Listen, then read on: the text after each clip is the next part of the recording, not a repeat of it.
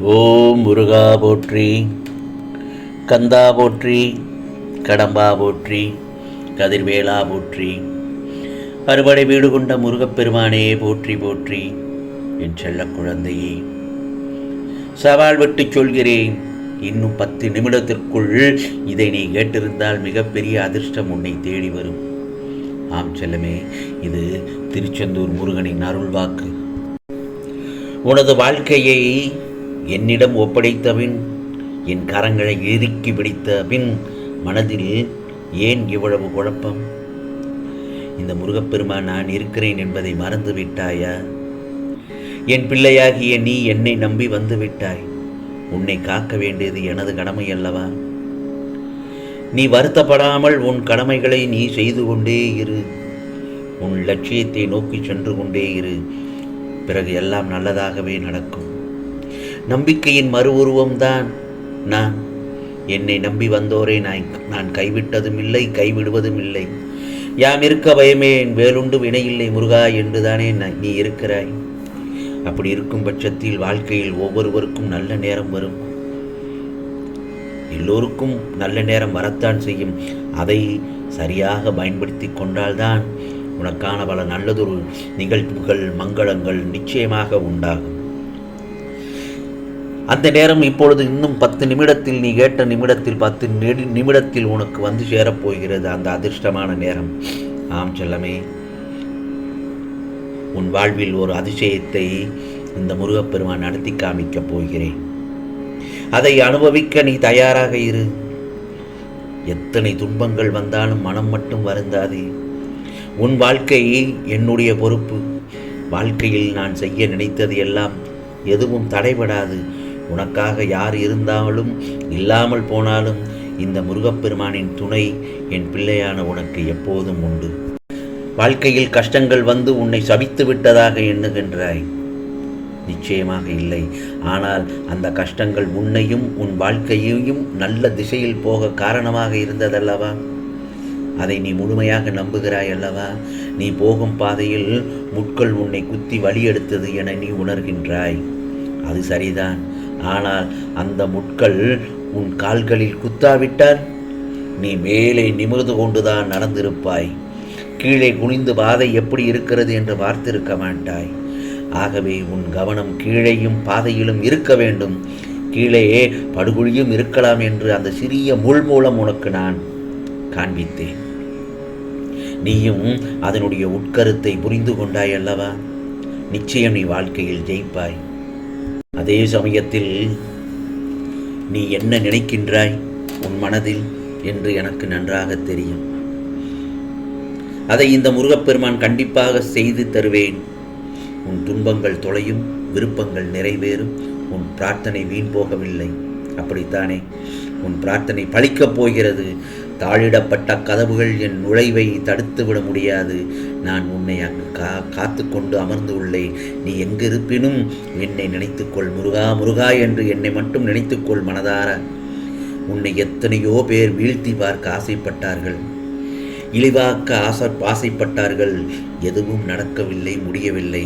அவர்களால் உனக்கு பெரிய ஆபத்துக்களை உண்டாக்க நினைத்தார்கள். அதுவும் முடியவில்லை. இதற்கெல்லாம் என்ன காரணம் தெரியுமா? உன் கர்ம பலன்கள் தான் காரணம். புரிகிறதா என் செல்லமே?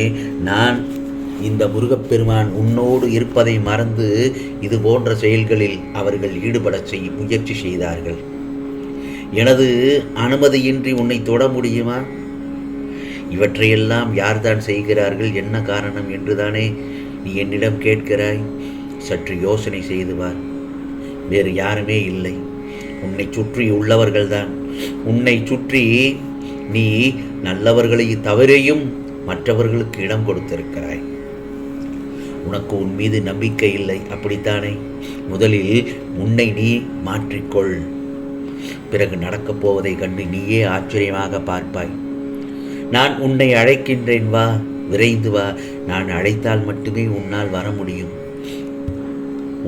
உன் காலடி என்னுடைய ஆலயத்தில் பட்டவுடன் உன் கர்மபலங்கள் விலகி கஷ்டங்கள் உன்னை விட்டு ஓடி ஒளிந்து விடும் என் செல்லமே.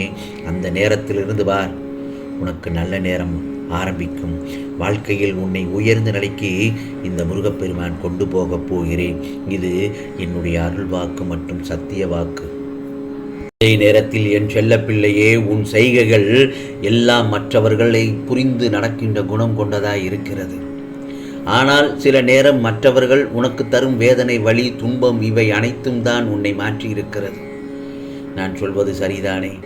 உன்னையும் உன் அன்பையையும் உதாசீனப்படுத்தும் போது நீ துடிக்கும் துடிப்பை பார்க்க சக்தி இல்லாமல் இருக்கிறேன். என் பிள்ளையின் கண்ணீருக்கு காரணமான அனைவருக்கும் வாழ்க்கையில் மிகப்பெரிய பாடத்தை கற்றுக் கொடுப்பேன். உன் கோபம் கூட வாயிலிருந்து மட்டும்தான் வருகின்ற ஒரு விஷயம். உன் மனதை நான் நன்கு அறிவேன். மற்றவர்களுக்கு நீ உணர்த்திதான் புரிய வைக்க வேண்டும் என்ற அவசியம் இல்லை. அவர்களுக்கான பாடத்தில் மூலம் அவர்கள் புரிவார்கள். ஆம் செல்லமே, நீ உன் வாழ்க்கை ஜெயமாக நிம்மதியுடன் கூடிய வாழ்க்கையாய் நிச்சயமாக இருக்கும். சிந்திய நீரை அள்ள முடியாது. அதை போலத்தான் வாழ்க்கையில் நாம் சொன்ன வார்த்தைகளும். நமக்கான நேரம் உன்னிடம் வார்த்தை விட்டவர்களுக்கு நான் நிச்சயமாக புரிய வைப்பேன். முடிந்த நேரத்திற்கு என்றும் உயிர் கிடையாது. முடிந்த நேரத்திற்கு என்றும் உயிர் கிடையாது. ஆனால் நல்ல விஷயங்களை கற்றுக் கொடுத்த நேரத்தை மட்டும் நீ யோசித்து அதற்கு உன் நிகழ்காலத்தில் உயிர் அர்த்தத்தை கொடு. மற்றவையை தூக்கி எறிந்து விடு. நான் பார்த்து கொள்கிறேன். உனக்கு இந்த முருகப்பெருமான் நான் இருக்கிறேன். சில நேரம் நிழல் கண்களுக்கு புலப்படாது. ஆனால் உனக்கு நான் உயிராய் துணை நிற்பேன். உன் அம்மாவாக, அப்பாவாக. ஆம் செல்லமே, என்னுடைய அரவணைப்பில் தான் நீ வாழ்ந்து கொண்டிருக்கிறாய். அதை மறந்து விடாதே. பொறுமையுடனும் நம்பிக்கையுடனும் தைரியமாக உன் இலக்கை நோக்கி சென்று கொண்டே இரு. உனக்கான விஷயங்கள் நல்லதொரு ஒவ்வொரு நிமிடமும் உனக்கு நல்லதொரு நிகழ்வை நான் நடத்தி காட்டுவேன். ஆகவே இந்த முருகப்பெருமானின் வாக்கு என்றும் பொய்யாகாது. நீ நிச்சயம் வாழ்வில் முன்னேறுவாய். படைத்தவனுக்கு தெரியும் உன்னால் எவ்வளவு பாரம் சுமக்க முடியும் என்று. ஆகவே எதற்கு மனம் தளர்ந்து விடாதே. ஒவ்வொரு விடியலும் ஒன்றை உணர்த்தி கொண்டேதான் இருக்கும். இந்த பிரபஞ்சத்தில் மீண்டும் இன்னொரு வாய்ப்பு இருக்கின்றது. அதனை பயன்படுத்திக் கொள் என்று நீ வீட்டிற்குள் நுழையும் போது உனக்கு முன் நான் வாசலில் வந்து உன்னை வரவேற்பதும், நீ வெளியில் செல்லும்போது உன்னை வழி அனுப்பிவிட்டு உனக்கு துணையாக நான் வருவேன் என் செல்லமே. அப்படி இருக்கும் பட்சத்தில் நீ ஏன் வருத்தப்படுகிறாய்?